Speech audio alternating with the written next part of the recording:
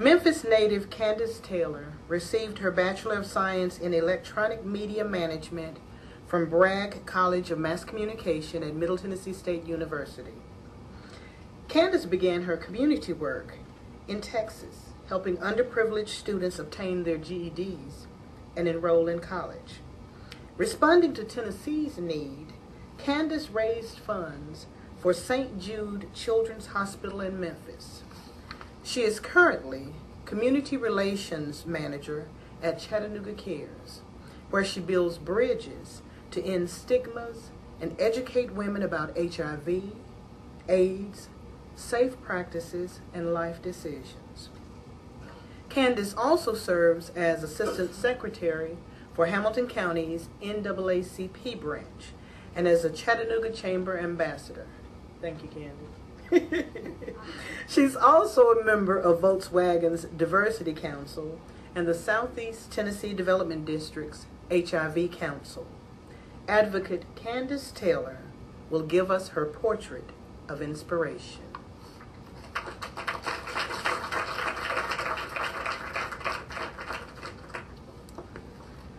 Thank you so much, Maria. Good afternoon, everyone.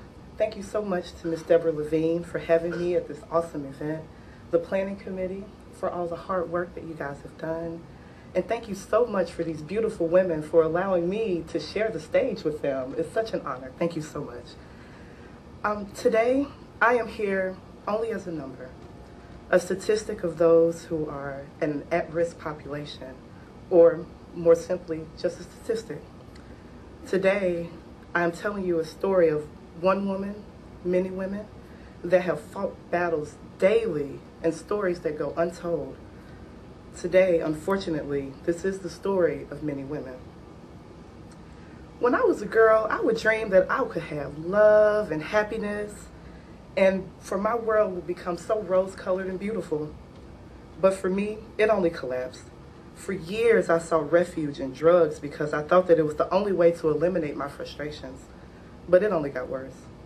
I began to wander the streets without bathing, sleeping only when I passed out. I ate out of trash cans. I was living in such despair. I was such a young girl and I was so alone. People judge me. They don't know me. They don't know that I've literally been screwed, you guys, since I was 4. I don't know when I contracted HIV, but I was diagnosed in prison. When I got out of prison after 6 months, my partner helped me to realize that I was becoming a public nuisance. And I needed to change or I was going to go back to prison and I didn't want to go there. So she was right. I got clean. I was sent to prison again.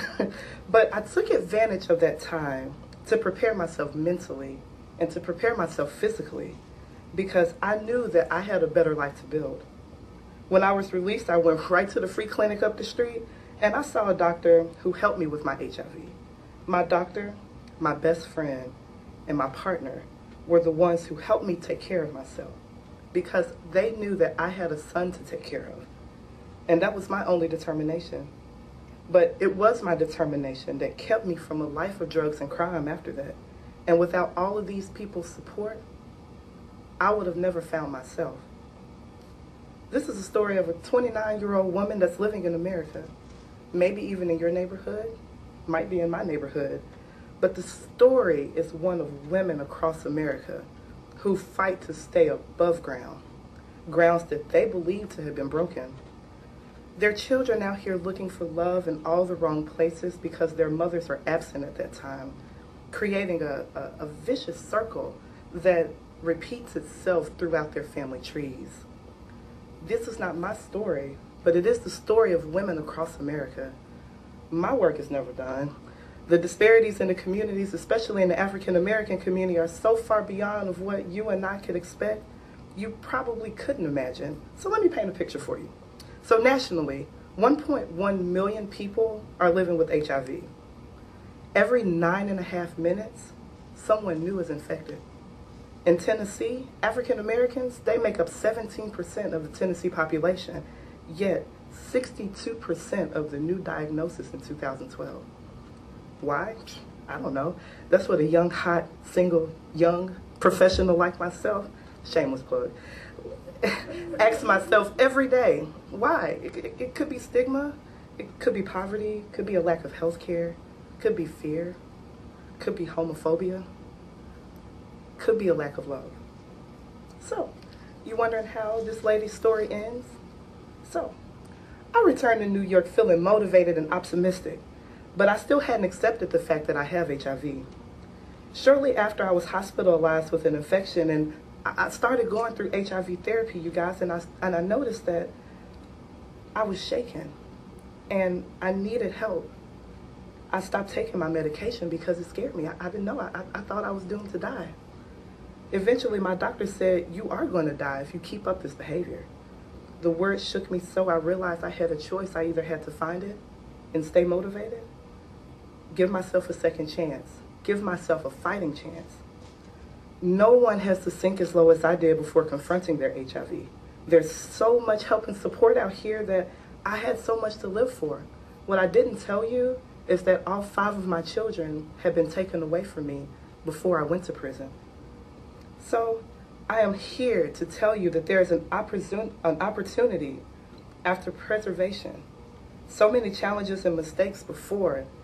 I've had to take control of my life and my disease, and I hope that other women can learn from me, because after all these years of struggle, especially what I've been through, you don't have to wait so long to try to get help. These are the stories of other women, but they're not mine. Maybe in your culture, maybe in mine. But as women, we share struggles and triumphs which makes us beautiful, and we share them with each other. Pointing fingers and taking blame, it's like tossing salad, or tossing pizza if you prefer that visual. But I know that it's my social responsibility to educate. This is how I break ground. Educate the young, educate the old, educate parents, educate the one that knows everything. You can imagine how hard that is. Because one day, one person will tell me thank you. Now, my story started out as a decoy for African American men that needed to take their time to tell their parents that didn't quite know how to come out, and almost all of those young men that I knew have passed away from HIV. So I hope that my story can help you guys. Thank you.